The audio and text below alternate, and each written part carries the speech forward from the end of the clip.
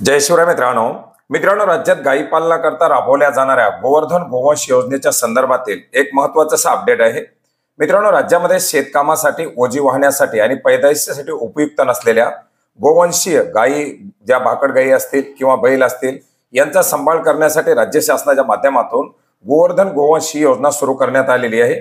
मित्रांनो, याच योजनेमध्ये 17 मे 2023 रोजीच्या GR नुसार बदल करून सुधारित गोवर्धन गोवंश सेवा केंद्र योजना या नावाने योजना सुरू करून राज्यातील 324 तालुक्यामध्ये योजना राबवण्याकरता मंजुरी देण्यात आलेली आहे।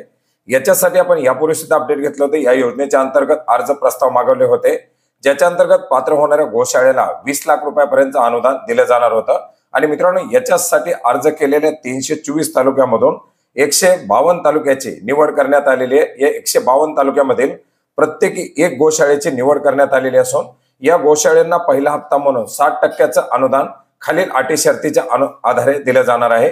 याच्यामध्ये पात्र झालेल्या गोवंशीय पशुधनाची गणना ही जिल्हा पशुसंवर्धन उपायुक्त यांनी करून प्रमाणित करणं आवश्यक राहील।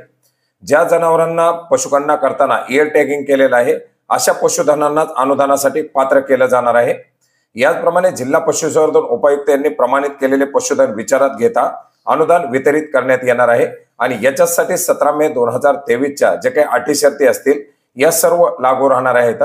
मित्रांनो, याच्यासाठी राज्यातील 152 तालुक्यातील प्रत्येक तालुक्यामधील एक गोशाळा अशा गोशाळांना मंजूर करण्यात आलेले आहे, ज्याच्यामध्ये अमरावती जिल्ह्यातील 11 गोशाळांना मंजुरी देण्यात आलेली आहे। बुलढाणा जिल्ह्यामधील एकूण 6 गोशाळांसाठी हे अनुदान मंजूर करण्यात आलेले आहे। अकोला जिल्ह्यातील 3, त्याचप्रमाणे वाशिम जिल्ह्यामधून 5, यवतमाळ जिल्ह्यामधील 11, तर नाशिक जिल्ह्यामधून 6 गोशाळांची निवड करण्यात आलेली आहे। याचप्रमाणे अहमदनगर जिल्ह्यामधील 7, जळगाव जिल्ह्यामधील 8, धुळे जिल्ह्यामधील 2, तर नंदुरबार जिल्ह्यामधील 4 गोशाळेची याच्या अंतर्गत निवड करण्यात आलेली आहे। ठाणे जिल्ह्यामधील 4, रायगड जिल्ह्यामधील 2, रत्नागिरी जिल्ह्यामधील 2, तर पालघर जिल्ह्यामधील 4 गोशाळांची या योजनेच्या अंतर्गत अनुदानासाठी निवड करण्यात आलेली आहे। छत्रपती संभाजीनगर जिल्ह्यामधून 5 गोशाळांची, जालन्यामधून 1, बीड जिल्ह्यामधील 7, नांदेड जिल्ह्यामधून एकूण 10, तर धाराशिव जिल्ह्यामधून 5 गोशाळांची निवड करण्यात आलेली आहे। परभणी जिल्ह्यामधील 5, हिंगोली जिल्ह्यामधील 1, लातूर जिल्ह्यामधून 1, तर पुणे जिल्ह्यामधून एकूण 9 गोशाळांची निवड करण्यात आलेली आहे।